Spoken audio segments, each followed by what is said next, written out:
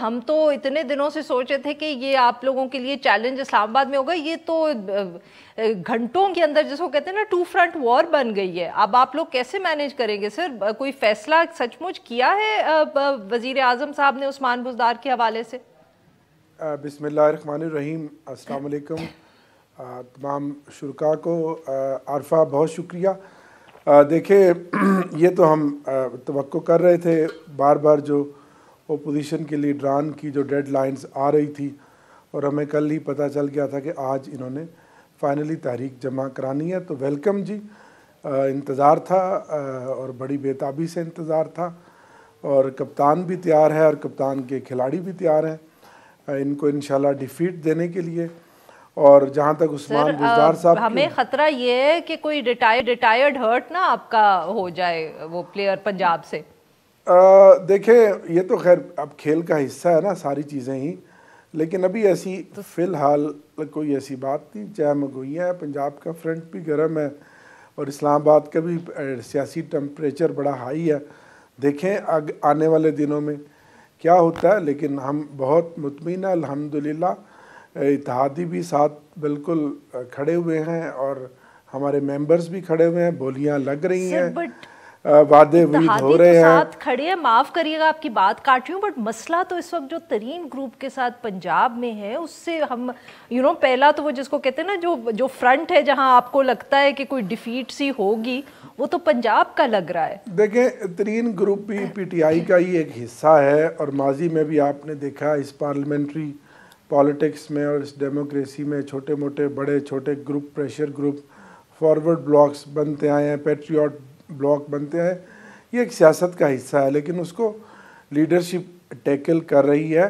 कभी उन्होंने ये नहीं कहा कि हम तहरीक इंसाफ से बाहर हैं या तहरीक इंसाफ के किसी बड़े फैसले से बगावत करेंगे। सर जो आज उन्होंने उस्मान बुज़दार साहब के बारे में आज कहा है, वो तो ये तो बगावत ही है। उन्होंने कहा कि हम बात ही हुकूमत से तब करेंगे जब उस्मान बुज़दार साहब को हटाया जाएगा।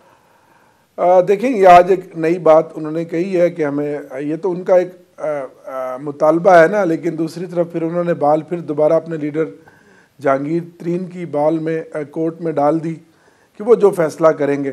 तो देखें अभी ये सारी चीज़ें चल रही हैं, तो मैं तो क्योंकि इन सब का हिस्सा हूँ तो इसलिए मैं नहीं बता सकता आपको, लेकिन मैं आपके देखने वालों को ये ज़रूर बताना चाहता हूँ कि कौम इनका असली चेहरा पहले भी देख चुकी है। ये सब शिकस्त खुर्दा नासर है और ये सारे आज इकट्ठे हो गए हैं जिन्होंने 30 साल इस मुल्क को बेदर्दी से लूटा। और तीनों बड़ों की जो मैं प्रेस कॉन्फ्रेंस देख रहा था, बदकिस्मती है इस कौम की कि आज एक ऐसा लीडर जो पूरी दुनिया में एक आज़ाद और ख़ुद मुख्तियार एक खारजा पॉलिसी चाहता है, जिसने पूरी दुनिया का इमेज पाकिस्तान का के सामने सर सेनेटर साहब को भी जरा गुफ्तगू में शामिल कर ले। जी हाँ जी प्लीज। हाँ आजम साहब, सर आप ये बताएं कि पाकिस्तान मुस्लिम लीग नवाज तो इतनी बिजी रही है, वी कैन से दैट, सारे नंबर्स पूरे करने और ये करने, और पता नहीं कि आपने इलेक्शंस कॉल करने कि नहीं करने। क्या आपको पता था पंजाब में जो हो रहा है sir? Were you aware of this?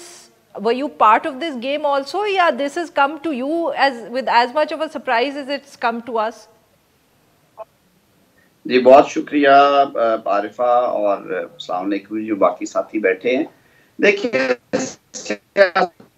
तो होते हैं, अगर सियासत में सरप्राइजेस ना हो तो ये बड़ी मेरे ख्याल में अजीब बात होगी। और ये सारा कुछ होने में किसी का उतना हाथ नहीं है जितना खुद इमरान खान साहब का। उन्होंने जो तर्ज सियासत अपनाया और जिस हठ धर्मी और जिद के साथ उन्होंने हुकूमत चलाने की कोशिश की, और जिस बुरी तरह वो गवर्नेंस में फेल हुए, जिस बुरी तरह उन्होंने मुल्क की मुईशत को हैंडल किया और हमें एक तबाही के दौर पे लेके गए, तो ये सारा उसके रिएक्शंस हैं। लोग अपना सियासी करियर बचाना चाहते हैं उस कश्ती से उतर के, और लोगों को पता है कि कल को अगर उन्होंने वोट लेने जाना, अगर ये if it's come as a surprise to you, माफ करिए, तो ये भी तो फिर बताएं कि आप लोगों की क्या हिकमत अमली है? आप किस तरह अब पंजाब के अंदर जो तेजी से सूरत हाल तब्दील हो रही है उस पर आप लोग कहाँ खड़े हैं? आप क्या तरीन ग्रुप को हेल्प करेंगे बुज़दार साहब को हटाने में, या आप लोग बिल्कुल साइड पे रहेंगे और सारी तवज्जो अपनी इस्लामाबाद पे रखेंगे?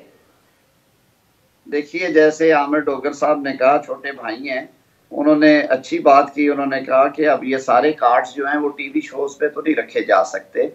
ये वो चीज़ें हैं जो बिहाइंड द कर्टन डायरेक्टर्स जो हैं, जो प्रोड्यूस कर रहे हैं ये सारा कुछ, वो बिहाइंड द कर्टन स्ट्रेटजीज हैं। कौन प्रोड्यूस कर रहा है सर?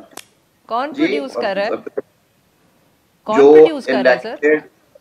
जो पॉलिटिकल पार्टीज हैं इस वक्त, जो के प्लेयर्स हैं, जिनकी प्रेजेंस है कौमी और सूबाई असेंबली में, वही ये कार्ड्स खेलेंगे ना। मैं बिहाइंड द कर्टन इसलिए कह रहा हूँ कि अगर आपने अपनी स्ट्रेटेजी निकाल के बाहर रख दी तो ये पॉलिटिक्स तो ना हुई।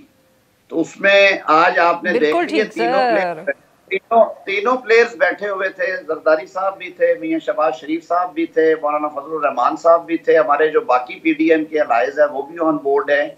और आपको याद होगा कि आज से तकरीबन 3 हफ्ते पहले पीएमएलएन की सीईसी की मीटिंग हुई थी, जिसे चेयर किया था कायद मियां मोहम्मद नवाज शरीफ साहब ने।